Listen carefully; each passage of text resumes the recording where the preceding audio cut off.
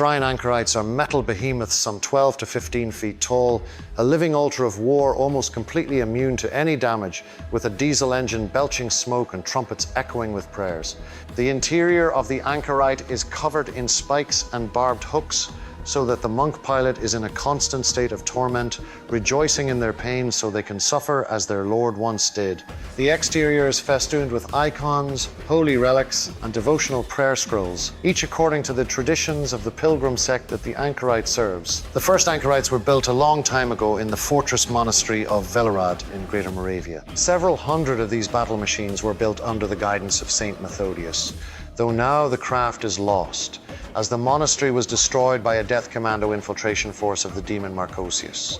Later innovations of the engineering foundry of New Antioch created machine armor, a far smaller but more maneuverable personal protective suit based upon the anchorite design. But the pilgrim processions have neither access to these marvels of modern engineering, nor do they have any desire to give up their anchorites, which act both as fearsome engines of war as well as mobile shrines that form a focal point to the prayers and devotions of the pilgrims. The pilot, monk, or nun once installed never leaves the shrine anchorite until the day they die. Once they fall in battle, or rarely of old age, the remains are reverently removed and body parts are preserved in reliquaries mounted upon the anchorite. Thus, each of these war machines is a testament to its long history of war against the forces of hell. In battle, each anchorite carries a great adamantine Catherine wheel, as well as an immense bonebreaker mace to bring the wrath of God upon the sinners, heretics, and apostates. In a show of piety and atonement, it is a common practice for trench pilgrims or stigmatic nuns volunteer to be broken on the wheel and serve in their final battle mounted upon this device of execution as a sign of both their willingness to suffer for their sins